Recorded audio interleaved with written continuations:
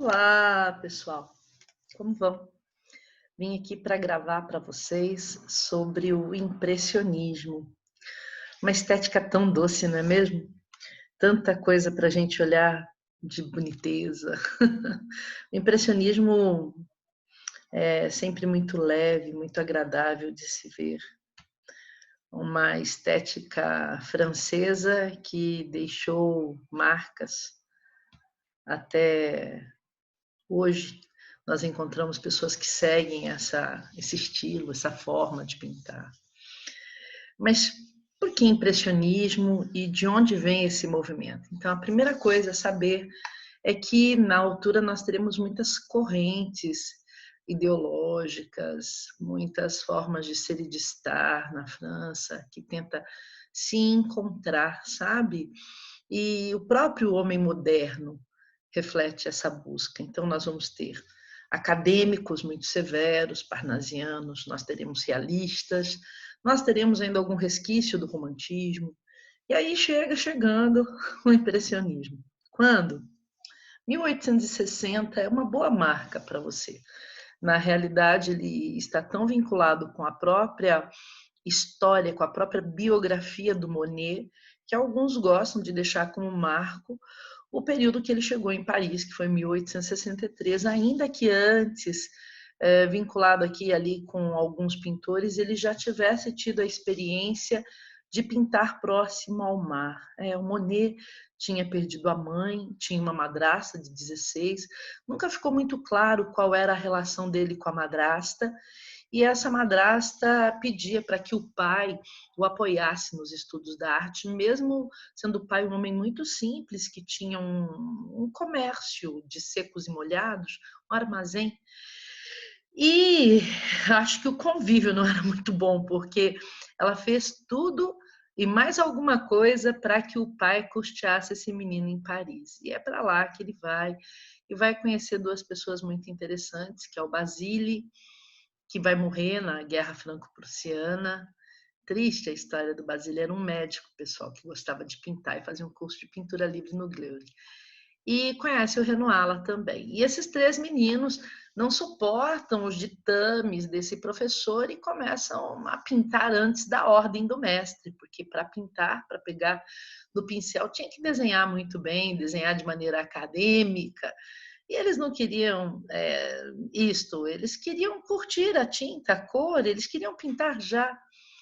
Ainda que todos eles desenhassem muito bem, o Renoir, inclusive, vai ter pelo menos 4 anos de desenho, já desenhava lindamente, e o professor não tinha deixado pegar um pincel. Então, nós vamos falar sobre esses meninos. Quando nós pegamos esse movimento, olha, ali nós temos uma foto da época de Paris, olha, talvez entre 1860, 1865, quando construíram essa ponte chamada Ponte Nova. E é importantíssimo pensar nessa ponte como sinônimo de modernidade, e inclusive na além de arte, Java Chef Christus e Jean-Claude, um casal, Jean-Claude francês, o Java Chef não, o Christus não, vão encapar todinha essa ponte aí, como quem diz, a modernidade fez mal para a natureza, né? Porque corta o Sena. Então, é uma coisa que, né, é realmente o homem modelando a natureza. Olha o tamanho das edificações. Essas edificações são da época, vocês estão vendo a fotografia dessa época. E alguns, por que que eu coloco uma fotografia? Porque alguns atribuem que, em nome da fotografia, que é tão detalhada, que é tão realística, o artista se vê um pouco sem propósito, né? E livre para fazer pintura simplesmente, e não fazer da tela um espaço, uma ambientação fotográfica. Sandra, você acha que era isso mesmo? Não sei. Isso são os livros que defendem. Eu acredito que ainda nesta época o artista contava com a cor e muita gente ainda viveu de fazer retrato, mas que havia uma frustração. Quem dava conta de fazer nessa altura e sempre, a não ser agora o hiperrealismo mais recente, mas é muito difícil fazer algo que seja tão similar a uma fotografia. Isso anula um pouco o aspecto criativo, não é nem a questão técnica, né? Você abrir mão, né, do seu afã, da sua comoção para fazer algo tão objetivo. Isso rompe um pouco a arte, percebe? Que é quando eu imprimo sobre as coisas que eu vejo, ainda que seja mimético, ainda que faça imitação, um pouco de mim mesma, né? Um pouco do meu olhar, é muito seco, mas atribuem a isso. Esses meninos, eles vão ter problema com o professor Gleide, como eu estava dizendo, e vão começar a pintar nos arredores, nas pequenas florestinhas, nos jardins, vão começar assim. E o reconhecimento a priori é nulo, quase nenhum. Mas um sonho do Basile é que eles fizessem uma exposição. E depois que o Basile morre, com apoio inclusive de um fotógrafo, Nadar, um grande fotógrafo francês, eles vão fazer nos idos de 1870, 73, 74, a primeira exposição impressionista. Olha só aqui, aproximando para vocês verem a Ponte Nova. E o que nós vamos ver nessa exposição de 73? Que ficou algum tempo, né, gente? A exposição não é hoje, né? Então, eles estenderam um tempo a exposição. E a obra que rendeu o nome do movimento é exatamente essa daqui, porque o Monet colocou o nome de Impressões, o Sol Nascente. E aí o que acontece? Eu quero discutir com vocês esse nome todo. Impressões porque quando veio a guerra franco-prussiana, que o Basile morreu, o Monet fugiu. Fugiu sim, ele foi para a Bretanha, de lá ele atravessou o canal e foi parar na Inglaterra. Ele passou muita privação, teve dia que ele encontrou onde a esposa dele e o filho dele dormirem, mas ele ficou na rua. E andando muito e trabalhando muito, ele observou exatamente essa paisagem com o sol nascente e pintou com essa celeridade toda que vocês percebem através da pincelada. Mas havia aqui algo anterior, sabe?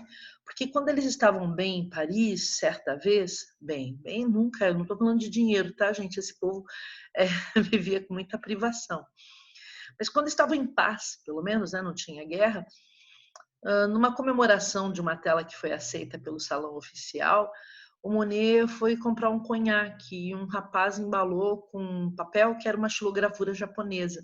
Ele acabou comprando as outras xilogravuras, apesar do pouco dinheiro que tinha, porque foi confundido com papel de embrulho.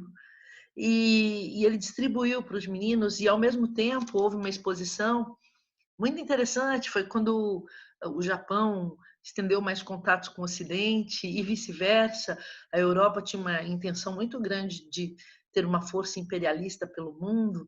Então, nessa altura, eles se sentiram tremendamente influenciados pelas xilogravuras japonesas, que, como o próprio nome diz, é uma xilogravura feita com madeira, então você tem amplos espaços de cor que não precisam assim de uma gradação de pigmento e de tom para insinuar o fundo, né?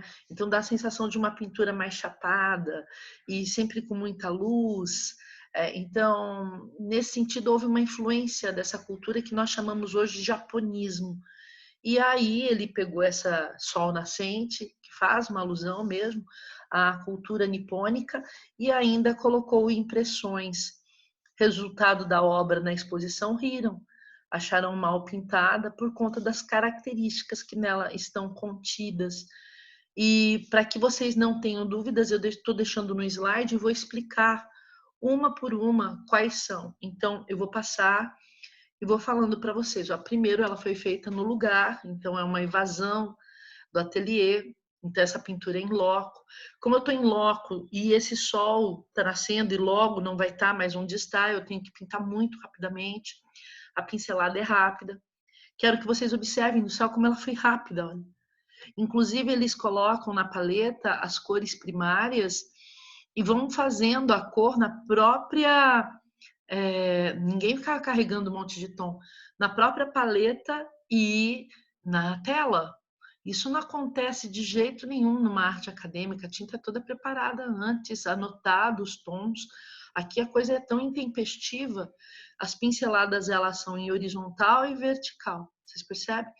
E tem diferença isso do acadêmico? O acadêmico pinta em X para fazer um preenchimento mais cuidado da trama do canvas, do tecido em si, sabe? Então aqui é muito rápido. Tem uma ausência de desenho anterior, porque faz olhando o que está olhando, ninguém projeta, não tem estudo, e não tem imprimadura, que seria uma primeira pintura, muitas vezes ou em lazarino avermelhado, ou em cinza, tons de cinza, para depois ir com o glacis, depois ir com a corzinha. A ausência do contorno preto, porque não vai ter essa imprimadura, e uma ampla análise da cor, porque se eu estou lá no momento e não quero perder o momento, eu tenho que ter sensibilidade para que tom que essa cor foi em nome da incidência da luz. Isso é um estudo físico muito interessante. Não que antes não houvesse, mas em loco isso se inflama. As pessoas ficam bastante atentas a isso. As cores vão então ficar luminosas. Normalmente você vai ter muita mistura de branco em todas as cores. A gente não clareia a cor só com branco. Você pode muito bem clarear um laranja com amarelo, um verde com amarelo. O amarelo é base para clarear muita coisa, especialmente quando das cores complementares, um castanho, marrom com amarelo. Mas eles usam muito branco também. E isso vai dando uma abertura, as cores ficam muito abertas. Quando eles vão fazer sombra, muitas vezes no convencional se faz sombra com preto ou o Van Dyck, que é um marrom bem escuro. Aqui não, eles olham qual é a cor complementar. Ah, então tinha ali um terreno alaranjadinho, assim, né? Um castanho alaranjado. Eles vão fazer sombra com azul, porque eles vão trabalhar com a cor complementar. Como assim, Sandra, cor complementar? O que é isto? Quando nós temos o círculo cromático, temos as cores primárias, amarelo, azul e vermelho. Temos as secundárias, laranja, verde e roxo. E aí você olha quem está fazendo oposição a quem. O verde faz oposição ao vermelho. São cores complementares. Uma reforça a outra. Quando uma está perto da outra, as duas saem ressaltadas. Por exemplo, aqui, olha. Daqui é um chá do Pedro. Deixa eu ver aqui uma outra foto. Gosto desse chá. Você está vendo aqui? O designer topou colocar o vermelho do lado do verde. Quando eu vejo o vermelho do lado do verde, uma coisa salienta a outra. É chá, viu, pessoal? Não é bebida. Uma coisa salienta a outra. Olha como chama a atenção aqui. Aqui a gente pegou, inclusive, qual do japonismo. Olha como chama a atenção. Então, a cor complementar uma ilumina a outra. Então, o vermelho com o verde, o laranja com o azul, e ainda, depois do laranja com o azul, vocês vão encontrar o amarelo com o roxo, que eles levam para o amarelo bem clarinho e para um lilás e fica lindo. São combinações fantásticas. E o que eles pintam? Olha, apesar de toda a privação financeira, eles vivem como se fossem uns dandies, flanando, andando pelo mundo. Então vai ter muitas pessoas sentadas assim, em campos de amapola, de peônias. Vão pintar muita gente no café, na esplanada do lado de fora, onde é bem mais caro consumir. Vão pintar bailes, algumas rias. Rias são braços de rio, assim, sabe? Que tem uns barezinhos, uns cafés, as pessoas sentadas ali tomando um sol. Então é isso, é uma pintura muito inocente. Algumas cenas familiares, às vezes um balé fechado por conta do Degas, mas assim, é sempre uma coisa, uma vida bem burguesa. E é por isso que eles vão ser criticados a posteriori, porque o conteúdo deles para a vida moderna é muito dado à frivolidade, não tem uma profundidade crítica muito grande. Então, isso fica. Olha só essa pintura que interessante. É uma estação férrea, num determinado momento da vida do Monet, ele vai se ver forçado a viajar demais, porque ele vai ficar viúvo, e tem uma mulher que cuida dos filhos dele. E essa mulher, o marido tinha desaparecido. Para ninguém falar que os dois eram amantes, eu não sei se eram. Não disse nada. Ele começa a viajar feito louco. E a Estação São Lázaro é, assim, uma partida e uma chegada dele. Inclusive, ele falou que era pintor e o chefe da estação ficou tão envaidecido que a estação ia ser pintada que esvaziou um monte, vocês estão vendo? E deu a ele totais condições para que ele pintasse. Eu gosto muito de observar as cores que empregou, porque o céu devia ser azul e ficou branco, e a fumaça, o vapor, devia ser branco, ficou azul. Mas é a interferência da luz em cada superfície, em cada coisa, que promoveu essa alteração. E ele é muito realista por isso, porque realmente, se você está num ambiente fechado e vê o céu, apesar do céu ser azul, você vai ter o quê? Um clarão luminoso, né? E a fumaça vem com um diferencial. É muito bonito ver isso, muito bonito. Uma insígnia de modernidade. Nessas andanças, ele vai parar em Rouen, que tem uma grande catedral gótica, fantástica, quase foi destruída nas guerras. Na primeira e na segunda, coitada dessa catedral. Muitas foram. Teve uma parte dela que foi abatida. E ele vai pintar lindamente Juan, tantas quantas vezes lhe der vontade. Inclusive, ele vai compondo harmonia. Isso, para mim, é de uma grande sapiência, porque imagina você olhar o mesmo motivo e falar assim, agora eu vou pintar uma harmonia azulada, vou pintar uma harmonia amarelecida. Como assim? Você não tem filtros no celular? Você coloca lá Rio de Janeiro, Paris. Ele fazia isso de cabeça. Sério, sério. Como é que você sabe isso? Porque nós vamos encontrar várias pinturas com cores diferentes, com harmonias diferentes e a mesma sombra. Então ele estava normalmente pintando no mesmo horário. Ele só trocava a paleta de cores e imaginava como seria dentro de uma outra harmonia. Olha só que interessante. Uma das justificativas para isso também era a questão das estações do ano. Sabe? Que ele voltava a Rouen em várias estações, e aí era natural que no inverno você tivesse uma luminosidade diferente do verão. Mas de verdade, há algumas telas que as datas são tão próximas. Aqui eu peguei entre 92 e 95, fiz isso de propósito. Mas há algumas que as datas são tão próximas que você vê que ele realmente mudou a palheta. E sempre numa disposição muito próxima, vocês percebem? Um enquadramento, que interessante. Então ele tinha o quê? Uma intencionalidade ao fazer as séries. Não era qualquer coisa. Ele estava mostrando que estudava e levava a sério. E é por isso que ele é o eixo do impressionismo. Agora, o impressionismo não é só essa pincelada leve. Vocês vão encontrar, por exemplo, alguns pintores, e eu coloquei aqui para quebrar, como Gustave Caillebotte, que vai fazer algo tremendamente liso. Só que olha a luminosidade que ele captura, olha a ambiência. Sandra, é possível cair mais obras desse artista? Acho muito pouco improvável, porque deixaria o aluno do ensino médio muito confuso. Mas eu tenho a obrigação de lhes mostrar que existiam pintores e pintores. Esse daqui se dizia um pintor impressionista. Agora, para alcançar esse acabamento, saibam, ele vai dar uma finalização em ateliê. Você não consegue fazer isto à la prima, quando você pinta tudo uma vez só, em loco, porque o tempo passa, tá chovendo, né, gente? Tem gente ali passando para lá e para cá, vão tombar na sua tela, as pessoas não ficam assim estáticas, né, para que você faça a pintura. Então, isso tem uma finalização de ateliê.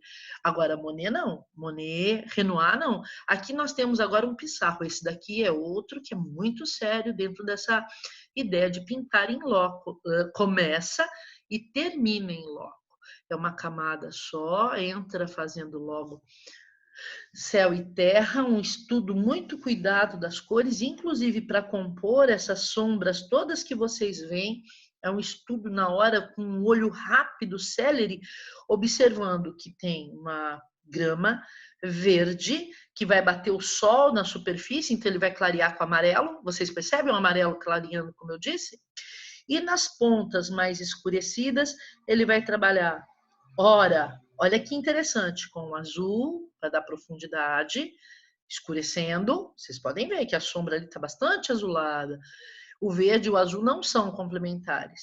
E onde ele quer agravar o tom acastanhado, eu sei que tem vermelho. Você que talvez não pinte, vai bater o olho e vai enxergar mais a presença do amarelo e do azul, porque é mais fácil de perseguir isso. Mas você quer ver? Olha aqui, olha. Nesse ponto mais distante, como você vai encontrar um tom terroso. Isso foi feito com avermelhado, percebe? Aqui, olha, em alguns pontos você vai ter umas manchas que parecem ligeiramente alaranjadas, percebe? Isso é um batido que tem uma carga na mistura que ele faz na própria paleta. de tons avermelhados. O vermelho não é só o vermelho Coca-Cola, você pega aí um lazarino, você vai olhar qual é a complementar da cor que você dispôs ali. O lazarino é um tom de carne, mais fechado. Lázaro tinha feridas, então é a cor das feridas de Lázaro. E aí, pessoal, ele também vai pintar neve. E como neve é raríssimo na história da arte, esta ambiência, essa paisagem, eu achei que eu tinha que trazer para vocês. Ainda que o tipo de paisagem que eu mais gosto do impressionismo não é a ponte do Monet. É efetivamente quando nós temos assim uma ambiência de cima para baixo. Eu gosto muito das panorâmicas, eu gosto de quem desenha o inusitado, ou de baixo para cima, ou de cima para baixo, porque todo mundo faz sempre assim, né? Uma perspectiva objetiva convencional.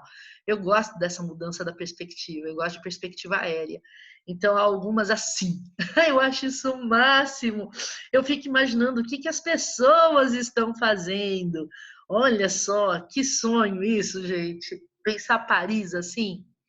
Imagina quanta gente, isto é modernidade, olha quanta gente na rua.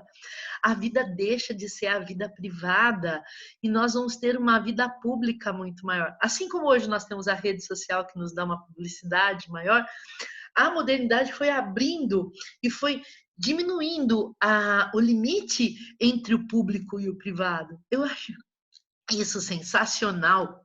As pessoas vão mais à rua, elas transitam mais. Antes elas produziam na guilda, né? Ali todo mundo junto, ninguém saía para nada, ia na missa no domingo. E às vezes nas feiras, quem tinha que comercializar quando surgiram as cidades. E de repente aqui é todo dia. Inclusive alguns se vestiam, que são os dandies, muito sofisticadamente, não para verem as pessoas, mas para serem vistos. E eu cheio de pompa e circunstância. O problema é que aqui nós temos uma sociedade também esfacelada, sabe?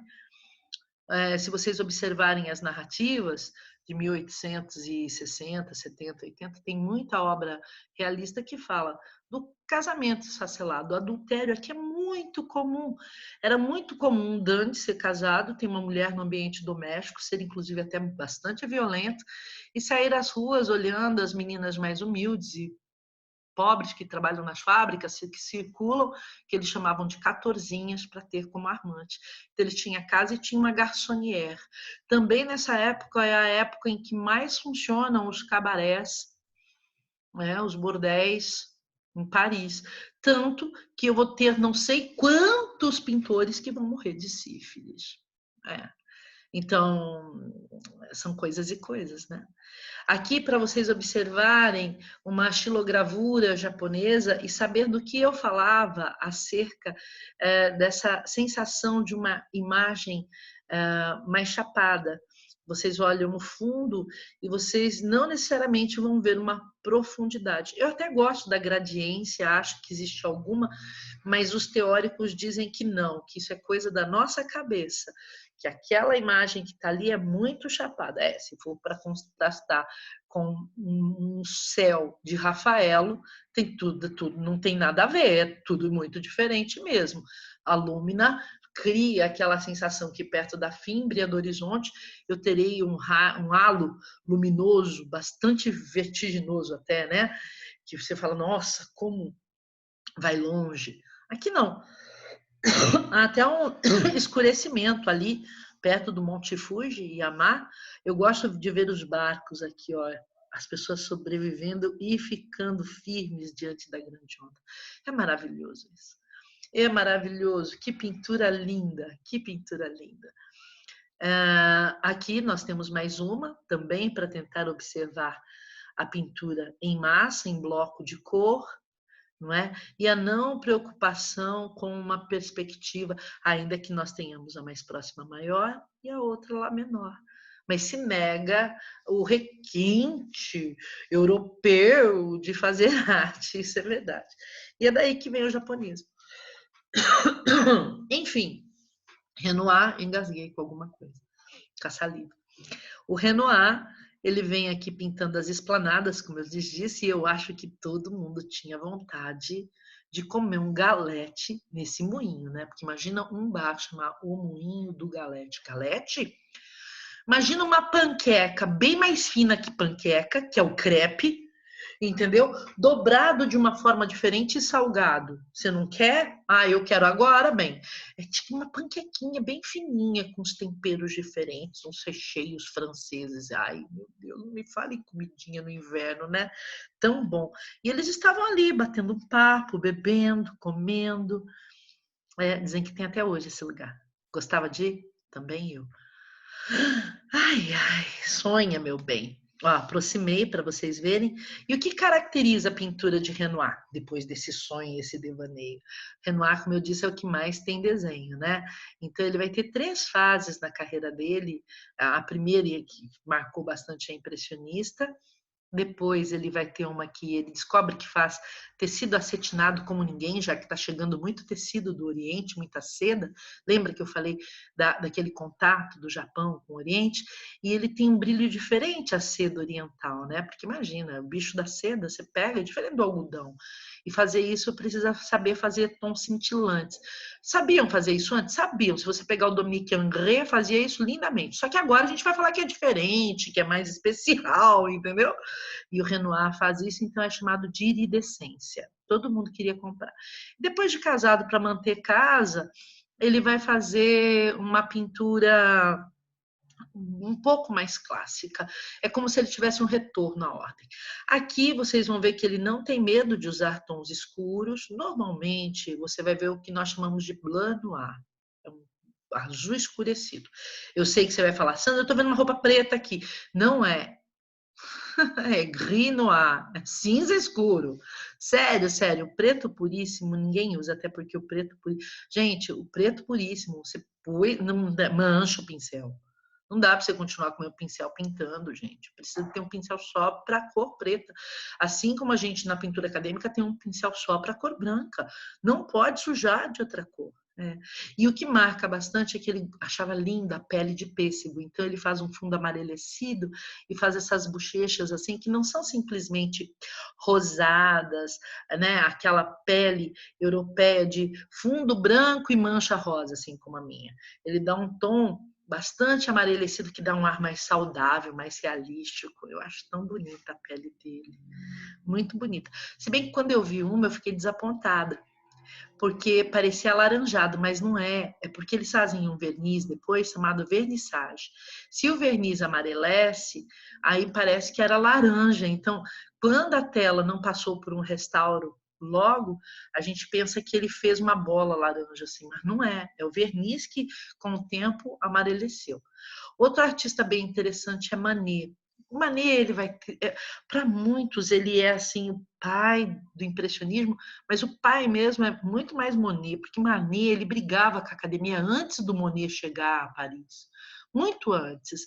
Mas ele brigava para fazer uma arte moderna, não para pintar na natureza, não para estudar a cor. Ele só não queria fazer imprimadura.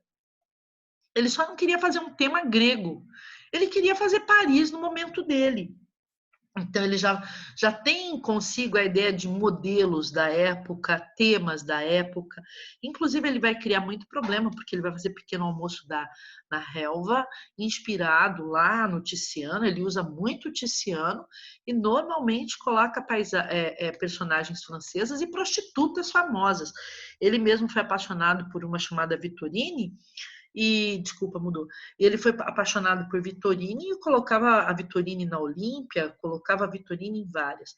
Como a Olímpia, o Pequeno Almoço na Relva, é sempre muito explorado, e na minha aula presencial vocês já vão ter visto, eu deixei essa daqui, o Bar Folie Bergère, que eu acho o máximo, inclusive porque eu acho uma graça isso daqui, ó, esse cantinho. O que é isso, Sandra? São as perninhas de uma artista circense. Quando a gente tem o trapézio, assim, que vai, que vem. Nossa, sério, sério. E vocês sabem que algumas delas faziam isso sem roupas íntimas? Sandra, mas isso é uma sociedade louca? Eu não te disse antes, eu te disse, não te disse, eu te disse, não te disse. E detalhe, todo mundo trabalhado no absinto. Cadê aqui a garrafinha do absinto, bebê? Losna pura. Você tomar 100 ml disso, você entra em coma alcoólico. 15 ml, todo mundo já ficava bacana. Bacanão, meu bem. Sociedade maluca, né? E aqui nós vamos ter um pouquinho do Degas. O Degas, de todos, é tomado por mais fresco, porque ele era amigo do Manet, ficou com ciúmes do Monet, desse vínculo. E tem uma história de vida também muito interessante. Até os 40 anos, esse cara era filho de um banqueiro que deu tudo para ele. E aí, poucas semanas antes de morrer, o pai dele falou que ia morrer, que estava muito doente, que sabia da morte próxima e que o banco tinha falido. E o Degas chega e fala: pai, eu vivo então com as riquezas da casa, as nossas joias, as nossas propriedades. Ele falou: já penhorei tudo, meu amor. Te dei uma vida muito confortável enquanto pude. Agora você vai ter que dar um jeito na vida. E para você não ficar mal, tem um apartamentozinho no nome de um colega que vai ficar para você não ficar no olho da rua. Ele vai pintar bailarinas porque, como ele não pode ver luz do sol, ele tinha um problema de vista, ele vai pintar muito teatro e muito corrida de cavalo. E no teatro ele descobre algo terrível, assim. Ele descobre que havia algumas bailarinas mais velhas e o chefe do corpo de baile que aliciavam garotinhas para se prostituírem, não, mas para serem amantes de homens poderosos. Criavam ali uma... aquele homem está te apreciando, tal, te mandou flores. Não, não dê bola para ele, que quem o quer sou eu. E aí as meninas, quando viam, se enveredavam, assim, lutando para ganhar um ramalhete, para que aquele homem fosse fã dela, mas na realidade era tudo uma estratégia para ela dormir com o cara. Terrível. E o Degas vai denunciar tudo isso, assim. Depois, mais tarde, ele faz muita fotografia, ele faz a escultura da Catorzinha, que era essa menina buscada muitas vezes no interior da França para fazer parte do corpo de baile, mas com aquele intuito. Aí as que eram boas bailarinas ficavam com o tempo, sabe? E que cediam a esse processo. As outras ficavam enquanto tinha quem lhes pagasse a conta para estar no balé. E algumas eram expulsas e iam parar num trabalho de prostituição enfim, no Moulin Rouge, por exemplo. Entendeu? A prostituição não era assim legalizada. Ela acontecia naturalmente, inclusive o Estado colocava assim inspetores de saúde para observar qual o nível de sífilis, gonorreia. Nossa, terrível mesmo. Aqui eu acho que é um dos quadros dele que eu mais gosto, na verdade. Todo mundo fala das bailarinas do Degas, mas eu gosto muito do Absinto. Por que eu gosto do Absinto? Porque isso me mostra muito o vazio da modernidade, sabe, do alvorecer da modernidade. Eu acho isso impecável. A pessoa ela está torpe? Provavelmente sim. Eu não sei quem bebeu o absinto, se essa era a garrafa e está vazia, porque dizem que dá como alcoólico mesmo. Eu não entendo muito de bebidas. Mas esse olhar perdido, essa curiosidade com o distante e a indiferença com o próximo, isso aqui é muito marcante para mim. É um trabalho assim que tende a uma expressão que não é para mim puramente impressionismo. Era um capítulo à parte em toda a obra do Degas. Para mim esse trabalho tem que ser muito estudado, muito analisado ainda. E eu trouxe porque é incomum nas aulas de impressionismo. O muito comum é sempre do Manet, né? Pequeno Almoço na Relva, Olímpia, Olympia, alguns falam. E esse, por exemplo, é um trabalho esquecido. As banhistas dele vêm sempre, eu coloquei essa aqui porque já caiu na UEL, então para vocês se sentirem mais familiarizados. O que a gente caracteriza? Alguns vão falar, eu estou vendo um pouquinho de contorno, professora. Sim, porque ele trabalha com pastel, viu, pessoal? Ele não trabalha só com tinta óleo. Tem óleo, mas ele gosta muito do pastel, porque no teatro é complicado você estar com pigmento, tinta... Não que eles usassem pigmento, eles usavam tubete, né? Mas com tinta molhada. Você precisa de uma tinta seca e ele usa o pastel que é sequinho, é fácil de trabalhar, guardar, limpar.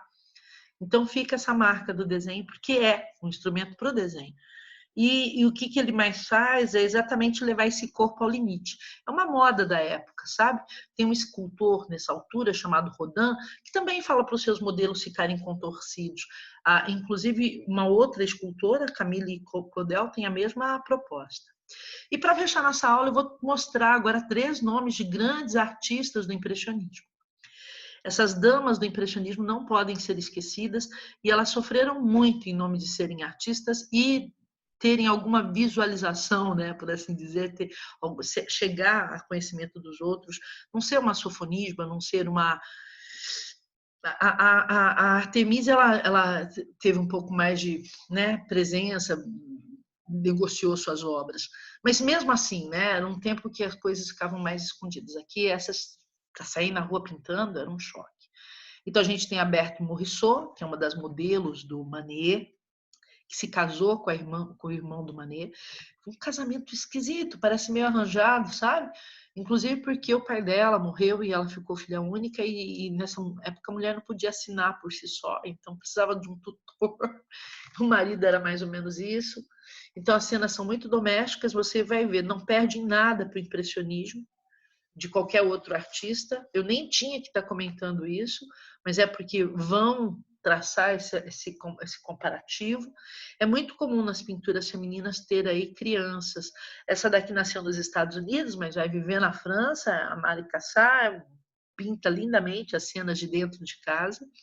Eu sou apaixonada com os banhos e com a criança pela casa que ela vai pintando, e você vê essa pincelada um pouco mais acabada, exatamente porque ela tem mais tempo, ela está dentro de casa. Aqui o banho, que coisa mais linda. Sim, eu sei que você está vendo o contorno. Eu sei, por isso que eu falei, ela está dentro de casa, ela está num ambiente fechado e tem mais tempo para fazer esse arranjo. E a última, que era uma das copistas do Louvre, e para mim, de todos os pintores do impressionismo, olha o que eu vou lhe dizer, é a que podia ir mais longe em qualquer área. Porque, imagina, ela é copista. Se chegasse lá no Louvre e falava que era para fazer uma cópia do Delacroix, era ela que fazia. E ela ganhava muito mais como copista do que como pintora livre. E o marido dela, era pintor também, batia nela por conta do sucesso dela. Ai, que terrível. Ai, e a constrangia, Marie Braquemont. E ela vai pintar lindamente, assim. E eu acredito que essa pintura, olha só que coisa mais linda, o fragmento. Ela sabe exatamente o que está fazendo. Ela tem um controle. Olha como ela trabalha as complementares na calça do rapaz fazendo a sombra. Olha como fica o branco diante da luminosidade do dia. Gente, ela tem plena ciência do que está fazendo. Essa daqui controla a cor como ninguém. E olha o contorno do corpo, as proporções das formas. Ah.